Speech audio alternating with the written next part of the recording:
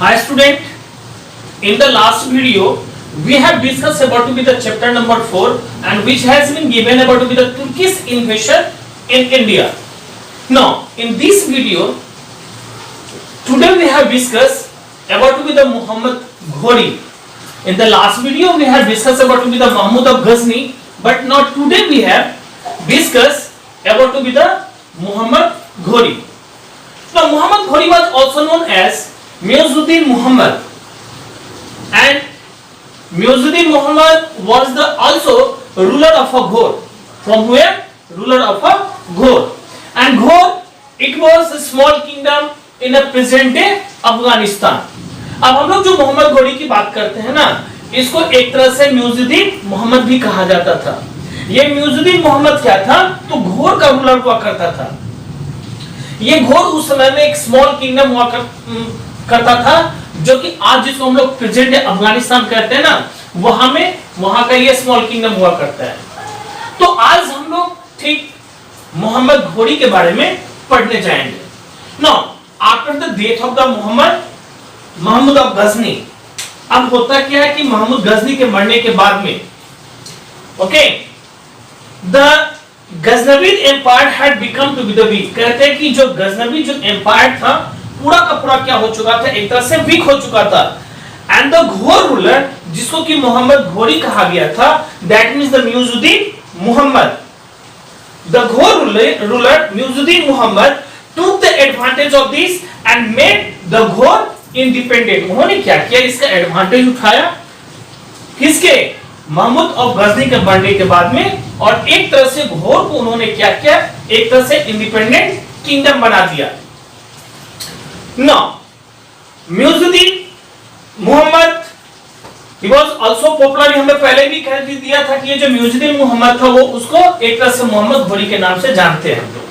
अब हम लोग आते हैं इसी मोहम्मद घोरी के बारे में, आखिर ये था कौन, क्या था, नहीं था, इसके बारे में। तो he was an ambitious ruler. कहते हैं कि मोहम्मद घोरी जो था ना, वो एक तरह से एम्बिशियस रूलर था। एम्बिशियस रूलर का मतलब क्या होता है? जिसके मन में हमेशा ये रहे कि हम अपने किंगडम को और आगे बढ़ाएं, अपना जो कंकरिंग और अदर किंगडम को भी अपने अंडर मिले। तो ये एक तरह से ना एम्बिशियस रूलर था उस समय में। And he wanted to be the expand his empire, और ये चाहता क्या था? अपने एम्पायर को और ज्यादा से ज्यादा एक्सपांड करने का। And he decided to invade India, not just for its wealth and to also to build an empire. और उन्होंने क्या किया?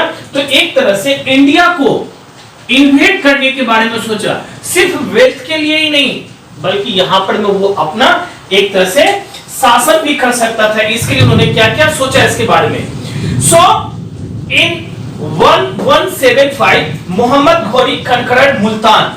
अगर हम लोग आते हैं ना, तो 1175 में आकर के मोहम्मद घोरी ने क्या किया? तो मुल्तान को कनकर्ड किया गया। Now what's happened again in 1178 he received a temporary setback. कहते हैं कि 1178 में ये एक तरह से रिसीव के टेम्पररी सेटबैक, इनको वहां से वापस आना पड़ा। क्यों वापस आना पड़ा था? When he was defeated by the ruler of Gujarat. उस समय में इनको रूलर ऑफ गुजरात के साथ इनको डिफीट होना पड़ा था, वहां से भागना पड़ा था। Now next in 1190 he conquered Punjab. उस समय में इसके बाद में इन्होंने 1190 में आकर के इन्होंने क्या किया?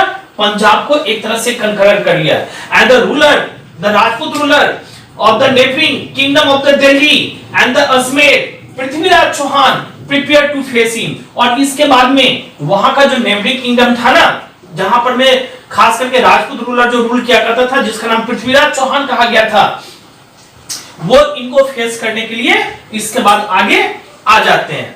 अब जो हम लोग नेक्स्ट पॉइंट पढ़ेंगे, यहां से अब स्टार्ट होती है हम लोग का the first battle of Tarain का।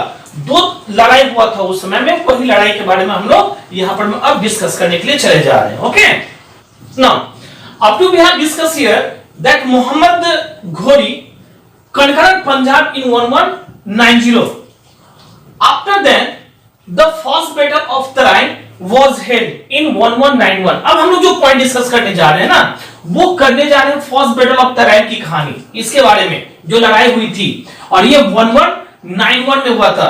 ये लड़ाई हुआ था किसके बीच में? तो मोहम्मद घोरी और पृथ्वीराज चौहान के बीच में। ये पृथ्वीराज चौहान कौन हुआ करता था? तो एक तरह से इसको हम लोग जानते हैं, ये राजपूत रूलर हुआ करते थे पृथ्वीराज चौहान, जो दिल्ली, अजमेर, ये सारा का सारा जो एरिया का जो था ना, वो रूलर हुआ करते थे।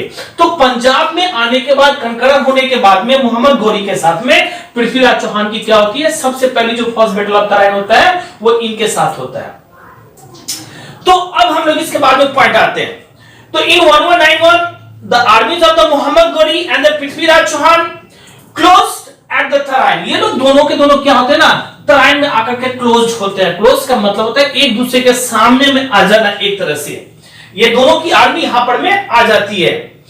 Now Muhammad Ghori was decisively defeated, but the Prithviraj make no attempt to expel the Ghoris from the Punjab because he thought that the Muhammad Ghori posed no great to be the threat to his empire। कहते हैं कि वहां पर में जब लड़ाई हुई तो उस लड़ाई में मोहम्मद घोरी को एक तरह से डिफीट होना पड़ा था। पृथ्वीराज चौहान उस लड़ाई में जीते थे, लेकिन इसके बावजूद भी उन्होंने कुछ नहीं कहा, क्योंकि वो उतना रिस्क नहीं लेना चाहते थे कि ये आगे जाकर के हमारे किंगडम को जो है वो एक तरह से कोई और खतरा मतलब पैदा कर सकता है। लेकिन हुआ इसका ठीक उल्टा। क्या हुआ उस समय में कि this prove to be a blunder. इससे क्या हुआ कि एक तरह से ब्लंडर वो प्रूव हुआ। क्यों ब्लंडर प्रूव हुआ एक तरह से? तो Muhammad Ghori began to regroup his forces. फिर मोहम्मद घोरी ने क्या किया? अपने फोर्सेस को वहां पर में फिर से रीग्रुप किया। तो ये फर्स्ट बैटल ऑफ तराइन के बारे में हम लोगों ने क्या समझा? ये लड़ाई जो था वो आपका राजपूत रूलर जो उस समय में खास करके पृथ्वीराज चौहान थे, उसके साथ किसकी लड़ाई होती है?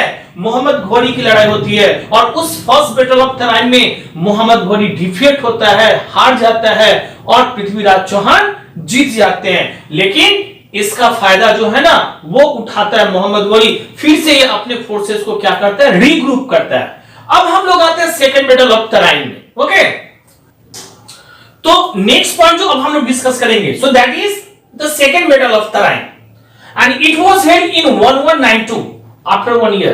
हम लोगों ने फर्स्ट बैटल ऑफ तराइन में पढ़ा था कि इस समय में मोहम्मद घोरी जो था वो डिफीट हुआ था। किसके द्वारा? तो पृथ्वीराज चौहान के द्वारा। लेकिन उन्होंने क्या किया? अपने फोर्सेस को फिर से रीग्रुप किया एंड आफ्टर 1 ईयर, फिर इसी एक साल के बाद में उन्होंने क्या किया? तो फिर से पृथ्वीराज चौहान के ऊपर में चढ़ाई कर दी। तो second battle of Tarain was held in 1192। इसमें हम लोग कहते हैं कि सेकंड बैटल जो था वो हुआ था तराइन में, वो भी 1192 बिटवीन पृथ्वीराज चौहान एंड मोहम्मद घोरी। किसके बीच में? तो पृथ्वीराज चौहान और मोहम्मद घोरी के बीच में। Now in 1192 this time Muhammad army was better prepared to the Prithviraj Chauhan. कहते हैं कि इस समय में जो था 1192 में मोहम्मद घोरी का जो आर्मी था वो बेटर प्रिपेयर था। किसके द्वारा? किससे? तो पृथ्वीराज चौहान के आर्मी से कहीं मोहम्मद घोरी का जो आर्मी था वो बहुत ज्यादा ही प्रिपेयर होकर आया हुआ था। And Prithviraj appeal to be the neighbouring king for the head. कहते कि उस समय में पृथ्वीराज ने क्या किया? अपने नेबरिंग जो भी किंगडम था उस समय में जो भी किंग थे उनको उन्होंने एक तरह से हेल्प के लिए कहा था। Some of the kings were also come. उस समय में बहुत सारे ऐसे रूलर थे, किंग थे जो उस समय में हेल्प के लिए आए भी। सो however the most powerful Rajput ruler Raja Jayachandra of Kannauj stay away. लेकिन उस समय में कन्नौज का एक राजा हुआ करता था जिसको हम लोग जयचंद्र कहते हैं। कहां का राजा हुआ करता था? ये कन्नौज का। ठीक है, ये कन्नौज का राजा उस समय में जो था वो राजा जयचंद्र हुआ करता था। ये मोस्ट पावरफुल रूलर था उस समय में। वो वहां पे स्टेट अवे हो गया, वहां से हट गया। And Prithviraj was defeated and captured, his territories were also occupied. तो उस समय में जब राजा जयचंद्र नहीं आया, आने के बाद में क्या हुआ? एक तरह से पृथ्वीराज चौहान जो था वो मोहम्मद घोरी के आर्मी के सामने में कमजोर पड़ गया और वो हार गया। तो second first battle of Tarain में हम लोगों ने क्या पढ़ा कि इस समय में पृथ्वीराज चौहान ने मोहम्मद घोरी को हराया था। और सेकंड बैटल ऑफ तराइन में हम लोगों ने क्या पढ़ा? इस समय जो मोहम्मद घोरी था वो पृथ्वीराज चौहान को डिफीट किया था। क्यों किया था? तो उस समय में जो कन्नौज का जो किंग था, राजा था, राजा जयचंद्र, वो वहां से स्टेट अवे हो चुका था, वहां से हट चुका था। इसीलिए सेकंड बैटल जो था वो एक तरह से हार गया ना। मोहम्मद घोरी did not stop at this, कहते हैं कि मोहम्मद घोरी इसके बावजूद भी वहां पे रुके नहीं। इन 1194 ही डिफीटेड राजा जयचंद्रा, कहते हैं कि 1194 में आकर के उन्होंने क्या किया, डिफीट किया। किसको डिफीट किया, उसी राजा जयचंद्रा को, जो राजा जयचंद्रा एक तरह से सेकेंड बैटल में नहीं था। जयचंद्रा जो सेकेंड बैटल में एक तरह से पृथ्वीराज के साथ लड़ाई करने के लिए नहीं आया था। तो इन 1194 में क्या होता है, मोहम्मद घोरी ने राजा जयचंद्रा को वहां पर में डिफीट किया। No thereafter his army overran the entire Ganga Jamuna doab, कहते हैं कि बाद में इनके जितने जो आर्मी थे मोहम्मद घोरी के, उन्होंने पूरा का पूरा जो गंगा जमुना दौब था ना, उस गंगा जमुना दौब को एक तरह से पूरा का पूरा एक्वायर कर चुका था, ये अपने कब्जे में कर चुका था।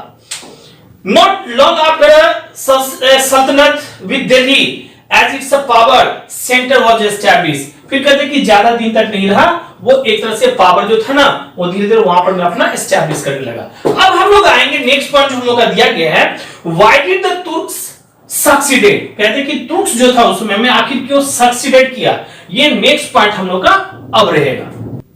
तो नेक्स्ट पॉइंट जो अब हम लोग डिस्कस करेंगे that is Why did the Turks succeeded, कहते हैं कि ये जो तुर्क्स था उस समय में, वो आखिर ये सक्सीड क्यों किया, क्या कारण था इसके पीछे। तो ओवरऑल अगर हम लोग पढ़ते हैं ना, तो उस चैप्टर में जब पढ़ेंगे हम लोग एक तरह से, तो ये 3 पॉइंट आपको एक तरह से सामने में आएगा। मेन जो पॉइंट है इसी को हम फिर डिस्कस करते हैं। इंडिया लैक पॉलिटिकल यूनिट, हमारे यहाँ पॉलिटिकल यूनिट नहीं थी। India rulers kept small आर्मीज and India was scientifically backward. अब हम लोग एक एक करके ना पॉइंट को डिस्कस करते हैं। सबसे पहले आते हैं हम लोग पॉइंट नंबर 1 में, India lack political unit.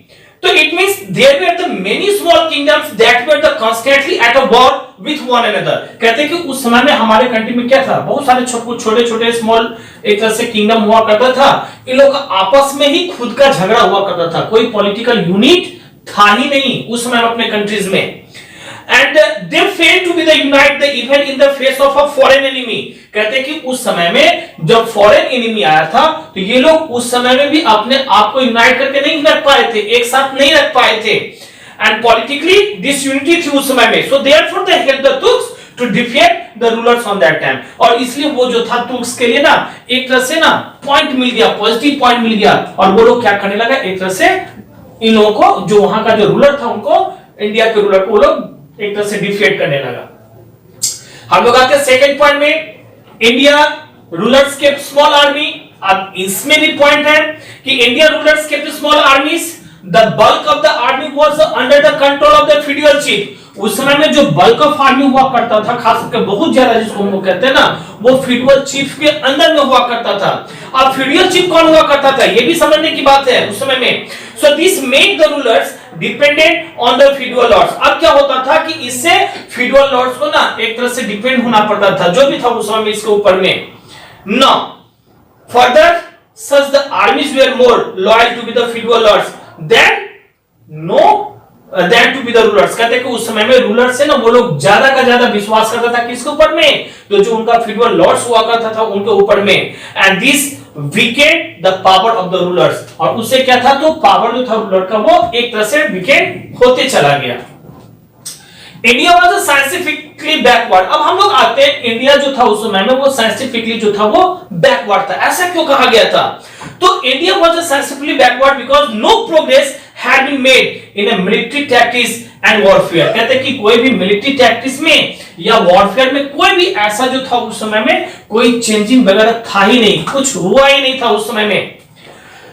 Now the slow moving the elephant and the sworded were no much for the swift horses and the archers that the Turkish had, कहते हैं कि उस समय में हमारे पास में ना स्लो मूविंग हॉर्स ये थे, एलिफेंट्स वगैरह थे। हम लोग जो लड़ाई करते थे, हमारे जो रूलर हुआ करता था उस समय में, ये लोग हाथी के ऊपर में लड़ाई करते थे। वो हाथी धीरे धीरे चलता था, लेकिन जो तुर्क्स वाले आए हुए थे उन लोगों के पास में क्या था, घोड़े थे, जो घोड़ा बहुत ही स्पीड से चलता था। इतना ही नहीं, वो लोग आर्चरी में भी बहुत अच्छे थे खास करके, इसलिए वो लोग यहाँ के रूलर को मतलब बहुत जल्दी ही डिफीट करने में वो लोग एक तरह से उनको सहायता मिला था, वो लोग उस चीज को कामयाबी कर पाए थे। तो ये मेन कारण था तुर्क्स को यहां पर में अपने कंट्री में सक्सीड होने का। अब हम लोग जो नेक्स्ट पॉइंट पढ़ेंगे वो आपका दिया हुआ कि आखिर तुर्किश इन्वेशन का एक तरह से उस समय में इंपैक्ट क्या था। इंपैक्ट का अर्थ होता है कि उसके ऊपर में क्या प्रभाव पड़ा था। अब हम लोग नेक्स्ट पॉइंट पढ़ेंगे। Now if we talk about to be the impact of the Turkish invention, so basically in this time the Turkish invention brought about to be the significant changes where in the political, in the military, in the economic and the culture of India। अगर हम लोग उस समय की बात करते हैं तो तुर्किश इन्वेशन का जो था वो इंपैक्ट खास करके किस किस चीजों पर में, आपका पॉलिटिकल के ऊपर में, मिलिट्री के ऊपर में, इकोनॉमिक के ऊपर में, और खास करके जो कल्चरल लाइफ वगैरह था ना उस समय में इंडिया के पीपल का, उसके ऊपर में ज्यादा से ज्यादा इसका इंपैक्ट पड़ा था। नाउ पॉइंट नंबर 1 अगर हम लोग डिस्कस करते हैं, the invention paved the way for the establishment of the Delhi सल्तनत।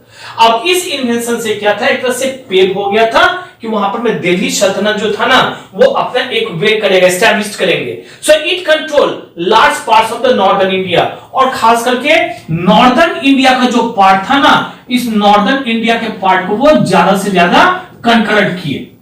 Second point, if we have talking about now the rulers now the maintain their own armies. अब rulers जो था ना वो रूलर्स अपने ऑन आर्मीज को एक तरह से मेंटेन करने लगा। अब ऑन आर्मीज का मतलब क्या, उस समय तो हम लोगों ने सुना था, पढ़ा था अभी कि जो आर्मीज हुआ करता था किसी फीडरल लॉर्ड्स के अंदर में हुआ करता था, वो सारी बातें फीडरल लॉर्ड्स का मानता था, राजा का नहीं, रूलर का नहीं। तो इसीलिए ये चीज अब रूलर्स को ये लगा कि नहीं, हम खुद का आर्मी एक अपना खुद का बनाएं।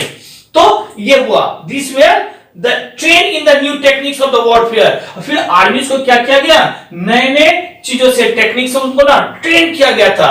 Now the horses came to be the use increasingly, और इतना ही नहीं, लड़ाई के मैदान में ना अब ये लोग हॉर्सेस का भी यूज करने लगा था। ये आपका सेकेंड पॉइंट। अब हम लोग आते हैं थर्ड पॉइंट में, the Lahore and the Multan emerge as the trading centre. अगर हम लोग लाहौर की बात करते हैं, लाहौर एंड मुल्तान की अगर बात करते हैं, ये एक तरह से यहाँ का ना ट्रेडिंग सेंटर बन चुका था। ट्रेडिंग सेंटर का मतलब क्या होता है, जहां पर में बिजनेस वगैरह स्टार्ट होती है। तो ये एक तरह से ट्रेडिंग सेंटर बन चुका था लाहौर और Multan. Now the contact between the Turks and the Indians gave the birth to be the composite culture। अब जैसे तुर्क्स का और इंडियन की कांटेक्ट हुई तो यहां से एक नया सा कल्चर हमारे यहां भी बढ़ लिया, जिसको हम लोग कंपोजिट कल्चर कहते हैं। So this is the witness in the art, architecture, food, language and the music of this period. इस सारे के चीजों के ऊपर में फिर आपको धीरे धीरे धीरे इसका इंपैक्ट जो था वो पढ़ने लगा, दवा पढ़ने लगा, इसके ऊपर में सब चेंजिंग होने लगी। तो ये सारा का सारा पॉइंट आपका इस चैप्टर में आपका दिया हुआ था। अब इसी चैप्टर से रिलेटेड पृथ्वीराज चौहान का एक स्टोरी हम आपको बताने जा रहे हैं। ध्यान से सुनिएगा, बहुत ही इंटरेस्टिंग स्टोरी है कि जिस समय में सेकेंड बैटल हम लोग जानते हैं जो तराइन का हुआ था 1192 में हुआ था। तो 1192 में जब पृथ्वीराज चौहान हार गया था ना, तो हारने के बाद में क्या होता है, मोहम्मद घोरी उसको एक तरह से प्रिजनर बना लेता है। मोहम्मद घोरी जो था उस समय में वो उसको एक तरह से क्या करता है, प्रिजनर बना लेता है। और प्रिजनर बनाने के बाद में वो उसको ब्लाइंडेड कर देता है, अंधा कर देता है। जो चंद बरदाई उस समय में जो खास करके नाम दिया गया था चंद बरदाई, ये फेमस कॉर्टियर हुआ करता था पृथ्वीराज चौहान का। तो चंद बरदाई के बारे में कहा गया था कि वो भी वहीं पर में थे and earn the goodwill of the घोरी। कहते हैं कि वो गुडविल ऑफ घोरी के ऊपर में ही रहा करते थे, मतलब उसके सामने में वो काम करते थे, उन्हीं के पास रहते थे। Now he began to be the secretary support to the Prithviraj and encouraged the Prithviraj to avenge his defeat। कहते कि ये हमेशा पृथ्वीराज को ना एक तरह से ना एवेंज लेने के लिए, बदला लेने के लिए उकसाते रहते थे कि आप किसी भी तरह से जो सम्राट है ना, खास करके मोहम्मद घोरी, उसको आप हराओ, उसको मारो। ऐसी बातें चंद बरदाई जो था वो हमेशा पृथ्वीराज चौहान को कहा करता था। अब सब बातें हो गई। एक दिन क्या होता है, वन डे घोड़ी announce an archery competition. Archery competition हम लोग जानते हैं, आर्चरी कंपटीशन जानते हो तो जिसको हम लोग निशानाबाजी कहते हैं, आर्चरी कंपटीशन। एक दिन मोहम्मद घोरी ने क्या किया, तो आर्चरी कंपटीशन उन्होंने रखा।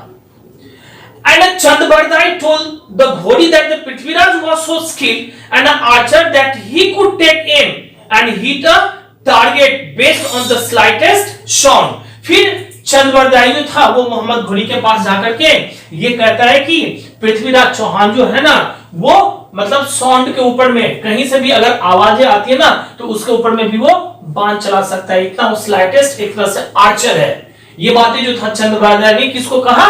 मोहम्मद घोरी से कहा। Ghori refuse to be the believed.